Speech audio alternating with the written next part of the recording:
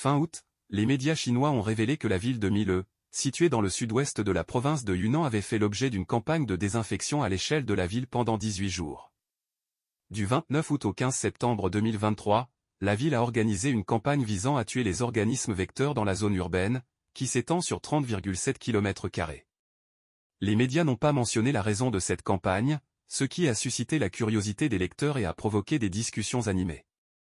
Le 31 août, la ville de Mile a fait état de travaux d'extermination de la décontamination.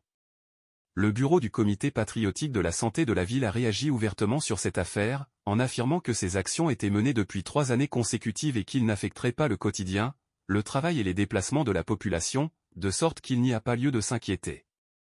Cependant, sous le régime du Parti communiste chinois, si le gouvernement dément une rumeur, il y a de fortes chances que quelque chose se soit produit ou soit en train de se produire. En effet, un habitant de Mile a révélé que les actions de la désinfection étaient dues à la dengue.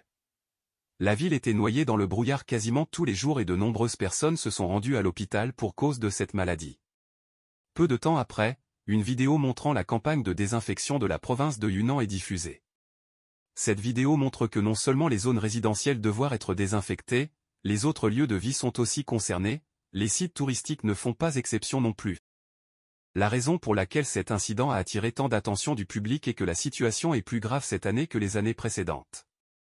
Le nombre de personnes infectées a considérablement augmenté cette année, ce qui a entraîné une surpopulation dans les hôpitaux.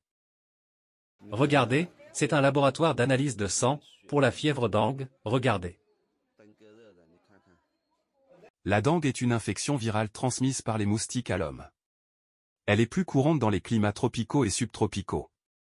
La plupart des personnes infectées par la dengue ne présentent pas de symptômes. Pour celles qui en ont, les symptômes les plus courants sont une forte fièvre, des maux de tête, des courbatures, des nausées et des éruptions cutanées. Bien que la plupart des patients se rétablissent au bout d'1 à 2 semaines, certains cas peuvent devenir plus graves, même mortels.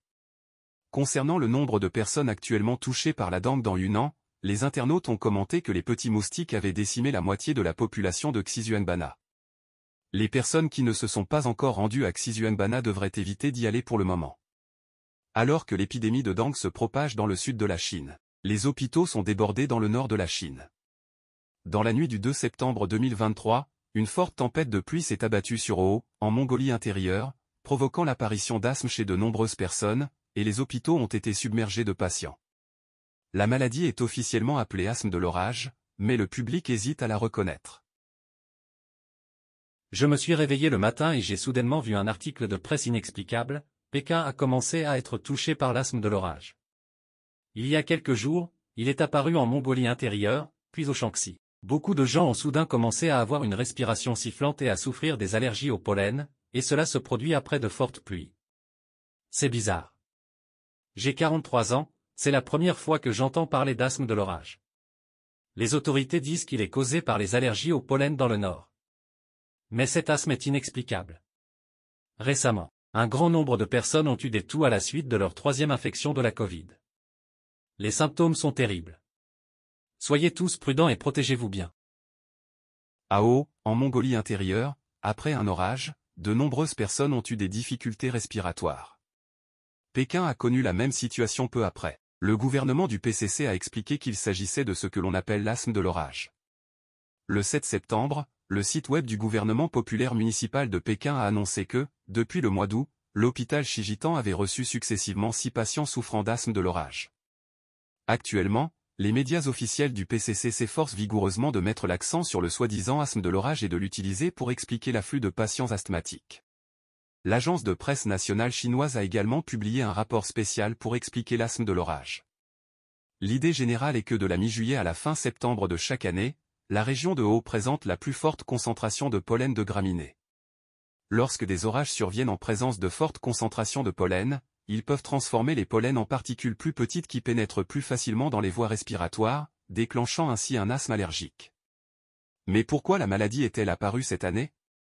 En effet, les inondations qui ont eu lieu dans certaines régions septentrionales cette année ont peut-être favorisé le développement de la plante Humulus, qui aime l'humidité, ce qui a eu pour effet d'allonger la période de pollinisation. Récemment, l'épidémie a de nouveau éclaté en Chine et de nombreux jeunes adultes sont décédés.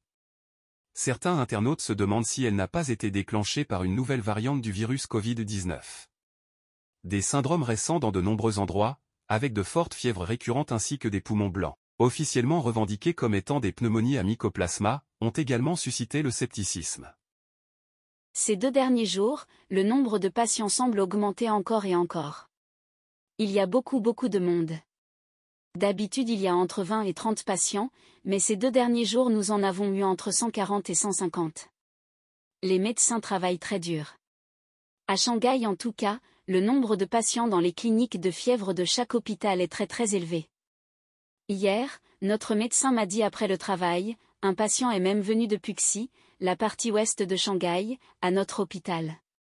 Notre hôpital se trouve à Pudong, à l'est de Shanghai. Le médecin s'est demandé pourquoi le patient avait fait tout ce trajet, car les patients se rendent généralement à l'hôpital le plus proche de leur domicile. Le patient a expliqué qu'il avait demandé quel hôpital avait le moins de patients afin d'éviter la cohue. Au final, c'est notre hôpital qui avait moins de patients. C'est ridicule.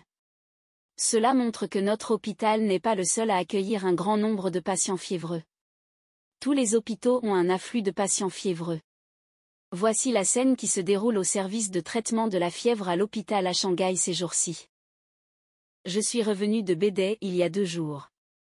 Ces 2 derniers jours, j'ai reniflé et éternué tout le temps. J'ai pensé que j'avais un rhume. Sur Internet, il dit que 70% des habitants de Pékin sont positifs à la Covid pour la 3e fois. J'ai déjà été positif 2 fois, alors j'ai peur d'être de nouveau positive cette fois-ci.